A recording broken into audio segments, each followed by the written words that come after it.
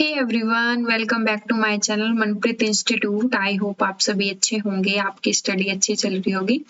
देखिए, आज हम इस सीरीज में आगे बढ़ते हुए अपनी 4th वीडियो लेकर आए हैं, जिसमें हमारा टॉपिक रहेगा पृथ्वी की आंतरिक संरचना।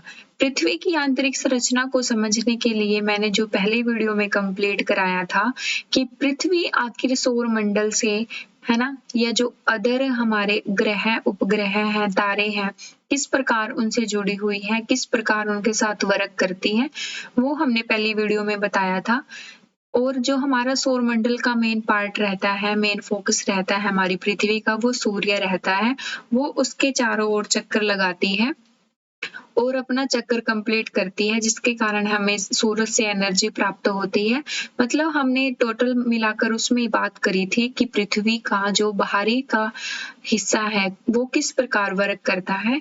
आज की वीडियो में हम डिस्कस करेंगे जो पृथ्वी का आंतरिक पार्ट है, जो अंदर का पार्ट है, उसकी अंदर की संरचना है, वो किस प्रकार काम करती है। आज इस वीडियो में डिस्कस करेंगे, तो प्लीज लाइक करें, शेयर करें, सब्सक्राइब करें और एंड तक वीडियो में बने रहें। और किसी की भी कोई क्वेरी हो आप हमें पूछ सकते हैं। आपके लिए कमेंट बॉक्स हमेशा खुला हुआ है, आप कभी भी कमेंट कर सकते हैं, आपकी क्वेरी का आंसर आपको जरूर मिलेगा। तो जी, बढ़ते हैं आज की वीडियो में। और अगर आप हमारे चैनल पर नए हैं तो प्लीज लाइक जरूर करें और शेयर करें, इससे हमें मोटिवेशन मिलता है।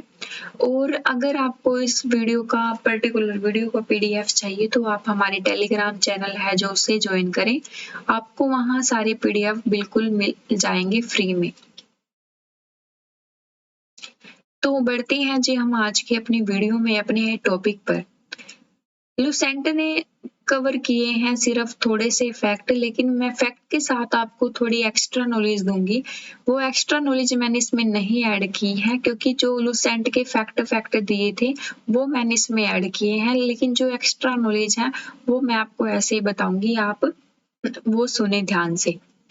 क्योंकि काफी बच्चे ये बोलते हैं कि मैम आप लुसेंट का जो ये कंटेंट है हमें एज इट इज दीजिए, तो इसलिए मैंने इसमें एक्स्ट्रा फैक्ट नहीं डाले हुए हैं, क्योंकि कुछ बच्चे लुसेंट के जो मेन फैक्ट हैं उन पर ही फोकस करके अपने एग्जाम के लिए स्टडी करते हैं, लेकिन एक्स्ट्रा नॉलेज होने भी बहुत जरूरी है, इसलिए मैंने इसमें एक्स्ट्रा नॉलेज भी ऐड करी है।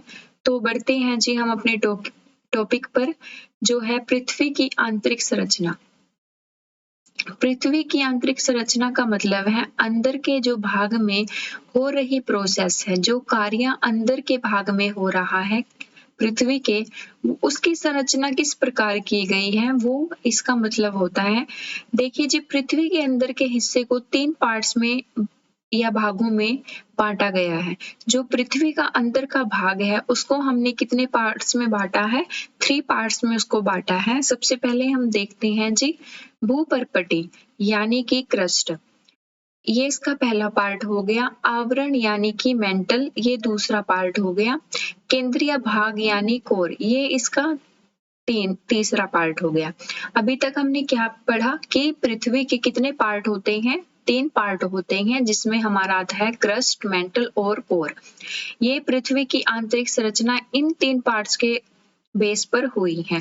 ये 3 पार्ट्स आपके बहुत जरूरी है। अब इसका डायग्राम मैं आपको दिखा देती हूँ, ये देखिए इसका डायग्राम। इनर कोर मतलब अंदर का पार्ट, आउटर कोर मतलब बाहर का पार्ट। ये कोर इसने 2 पार्ट्स में डिवाइड कर दिया, एक को अंदर का नाम दे दिया, एक को बाहर का नाम। ये हमारा रेड वाला पार्ट क्या है, और ये जो बाहर का पार्ट है ये क्रस्ट जी। ये डायग्राम आप क्लियर चाहिए। ये लाइट येलो पार्ट है जिसे हम इनर कोर बोलते हैं, थोड़ा डार्क येलो है इसे हम बोलते हैं आउटर कोर, और जो ये रेड वाला पार्ट है इसको बोलते हैं हम मेंटल, और ये जो बाहर का पार्ट है ये ब्लू सा, इसे बोलते हैं हम क्रस्ट।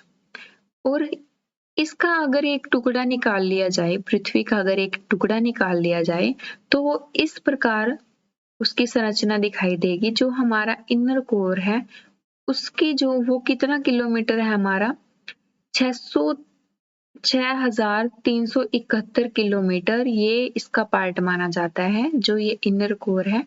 और जो आउटर कोर है उसका माना जाता है 5150 किलोमीटर। और जो मेंटल का पार्ट है हमारा वो माना जाता है हमारा 2890 किलोमीटर। और जो ये कोर का पार्ट है इसमें काफी सारे पार्ट्स आपको मिल जाएंगे, क्योंकि ये काफी परतों से मिलकर बना होता है जो बाहर का पार्ट होता है। ठीक है जी, ये दोनों डायग्राम आपको क्लियर हैं। आगे बढ़ते हैं हम।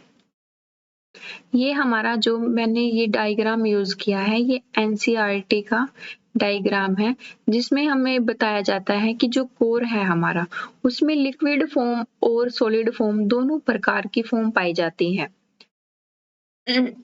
जो हमारा कोर है उसमें दोनों प्रकार की फॉर्म पाई जाती है, चाहे वो लिक्विड हो चाहे वो सॉलिड हो। ये देख लीजिए आप। और यहाँ एक बात जरा ध्यान दीजिए, काफी बार ये पूछा जाता है कि जो आउटर कोर है जो मेंटल है वो कितने किलोमीटर है, उसकी लंबाई कितनी किलोमीटर है, कितनी किलोमीटर गहराई है, तो वो आपको ये याद रखनी है इनकी लंबाई। नेक्स्ट देखते हैं जी हम। अब हम एक एक चीज को बड़ी अच्छी डिटेल से अच्छे से स्टडी करेंगे कि इसके पार्ट्स को क्या कहते हैं, मतलब इसके पार्ट्स के अंदर क्या वर्क होता है, क्या प्रोसेस रहती है। भूपर्पटी क्रस्ट, पृथ्वी के ऊपरी भाग को भूपर्पटी कहा जाता है। जैसे कि हमने डायग्राम में देख लिया है कि जो पृथ्वी का ऊपरी पार्ट होता है, जो ऊपरी हिस्सा होता है, उसे हम क्या कहते हैं, भूपर्पटी कहते हैं, मतलब क्रस्ट कहते हैं। यह अंदर की तरफ 34 किलोमीटर तक का क्षेत्र है, जो मतलब ये पृथ्वी है।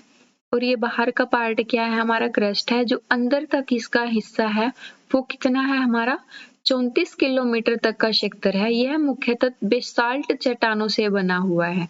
जो हमारा कोर का पार्ट है वो किन चट्टानों से बना हुआ है, वो बेसाल्ट चट्टानों से बना हुआ है। यदि क्वेश्चन आ जाए कि बेसाल्ट चट्टानों से पृथ्वी की कौन सी परत बनी हुई है, तो आपका आंसर आ जाएगा जी भूपर्पटी, यानी कि क्रस्ट बेसाल्ट चट्टानों से बनी हुई है।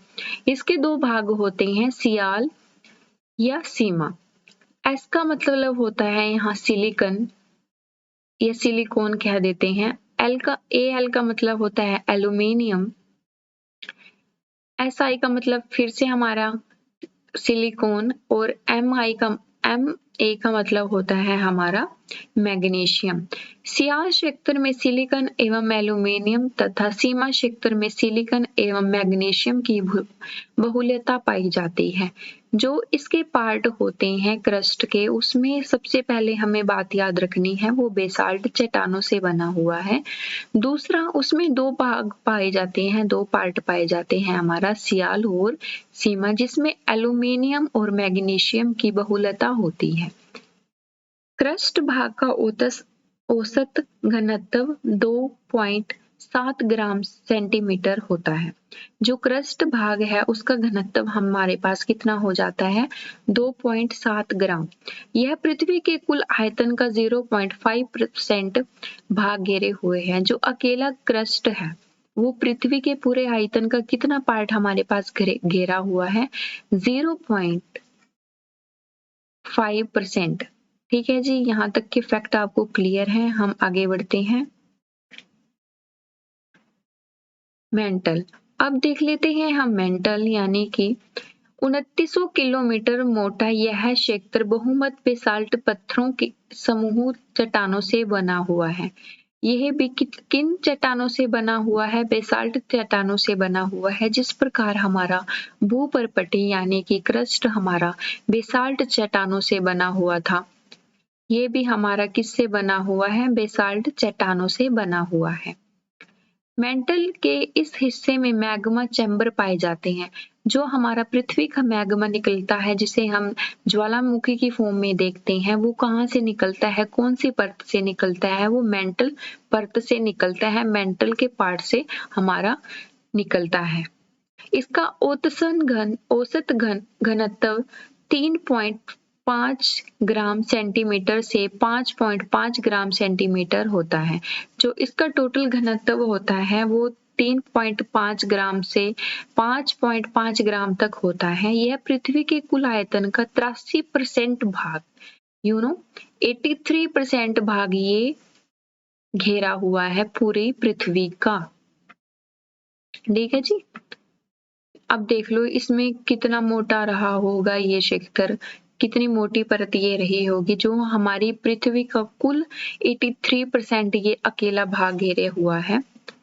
नेक्स्ट देखते हैं हम कोनराड असंबद्धता ऊपरी क्रस्ट एवं निचली क्रस्ट के बीच के सीमा क्षेत्र को कोनराड संबद्धता कहते हैं। जो हमारा ऊपरी क्रस्ट होता है, ठीक है जी, और निचले का क्रस्ट, यानी कि हम यहाँ देखिए आप, ये पृथ्वी है, ठीक है जी, ये थोड़ा सा इसका ऊपर का पार्ट और ये थोड़ा सा इसका नीचे का पार्ट, इसको क्या बोला जाता है हमारा कोनराड असंबद्धता, मतलब इनका जॉइंट क्रस्ट का, ऊपरली वाली क्रस्ट का और निचले वाली क्रस्ट का जो हमारा पार्ट्स होता है, जो जॉइंट होता है, इसको हम क्या बोलते हैं, कोनराड असंबद्धता।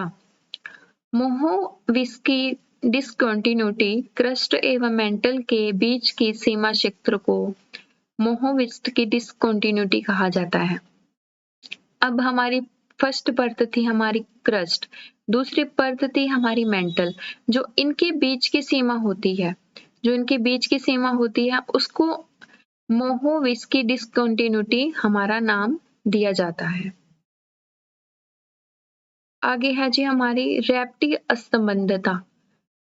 मतलब असंबद्धता का मतलब हमारा ये होता है कि डिस्कंटिन्यूटी जो अलग अलग लेयर में, जो अलग अलग पार्ट में जो डिस्कंटिन्यूटी होती है उसे असंबद्धता कहते हैं।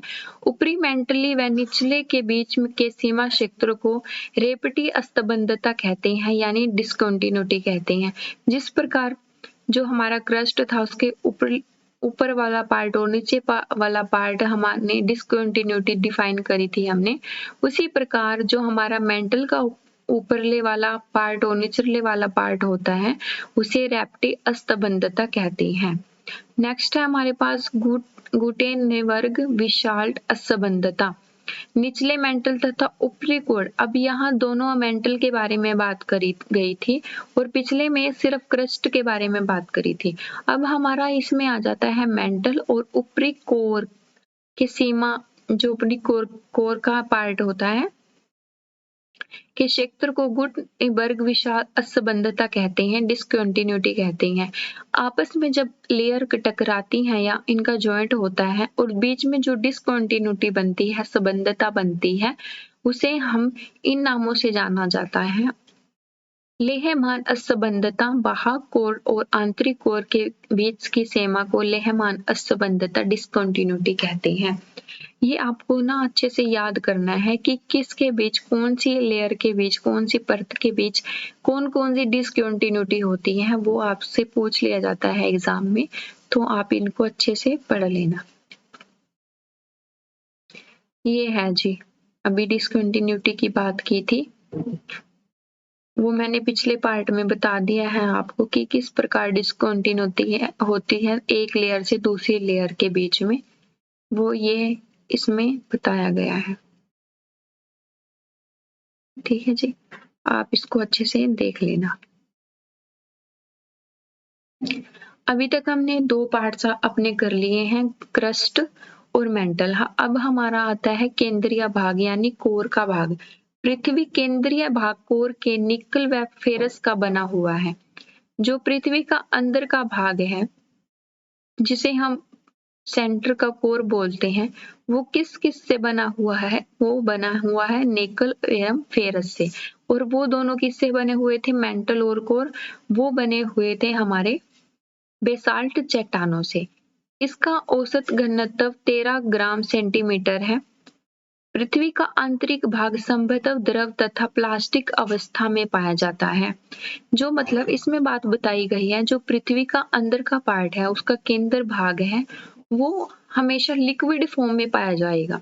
ठीक है, जिससे जिस प्रकार हमारा मेंटल से मैग्मा निकलता है, वो मैग्मा हमारा लिक्विड फॉर्म में होता है, लेकिन वो जब पृथ्वी से बाहर आता है तो वो सॉलिड फॉर्म में कन्वर्ट हो जाता है। पृथ्वी से बाहर आने के लिए जब बोलते हैं ज्वालामुखी फट गया, तो वो मैग्मा हमारा सॉलिड के रूप में बाहर आता है।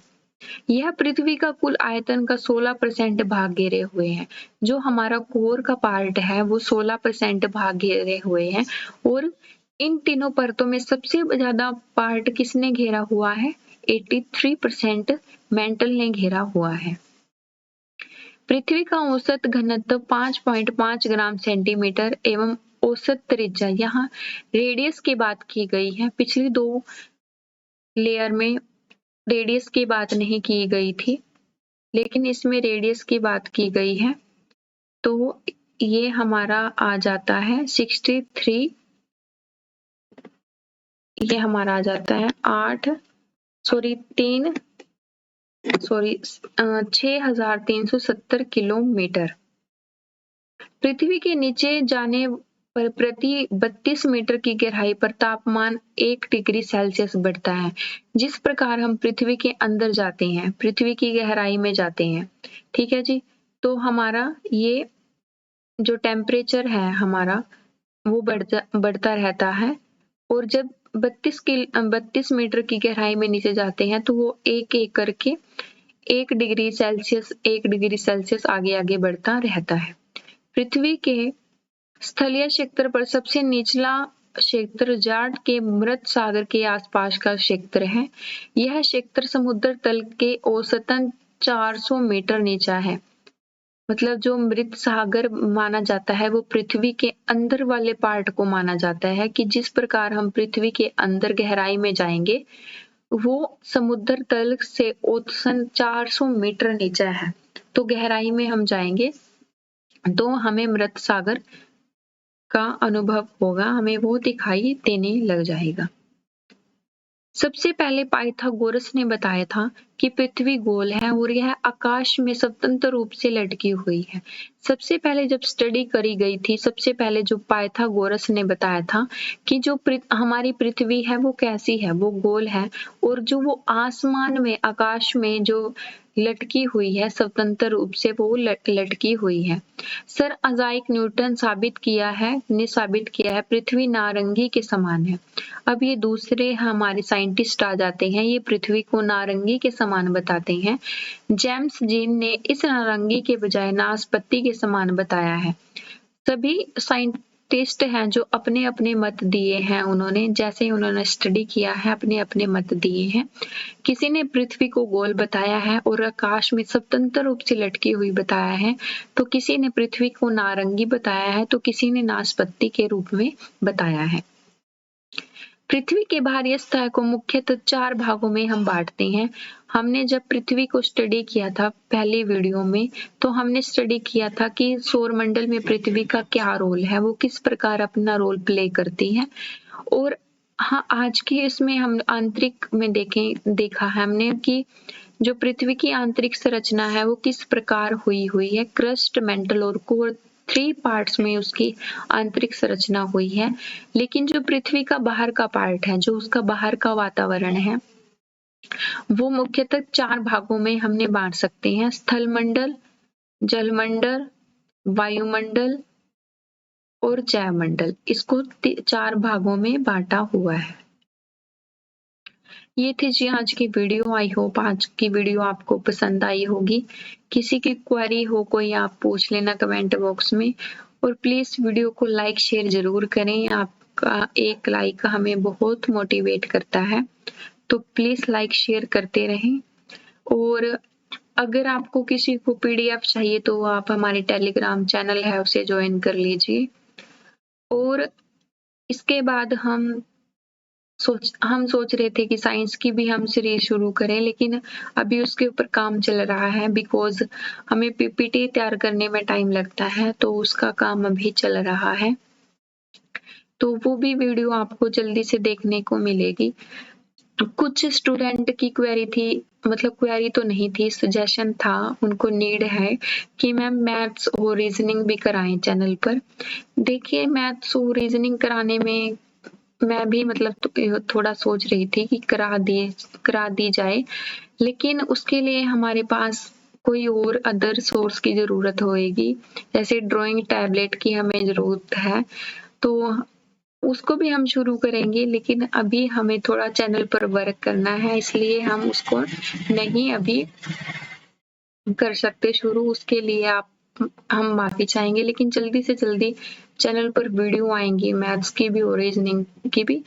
इस चैनल पर मनप्रीत इंस्टीट्यूट चैनल पर हर प्रकार की वीडियो स्टडी से रिलेटेड हम कवर कराएंगे। इवन हम जो हमारे BSc, BCom, BCA, MA, BA जितने भी बीसी है ना, वो सारे कोर्स की जितनी भी हमारी मतलब वीडियो होंगी, उनकी सारी एक-एक बुक हम कवर कराएंगे। तो आप बने रहिए हमारे चैनल के साथ और लाइक शेयर प्लीज ज़रूर करिए। Thanks for watching. जय हिंद।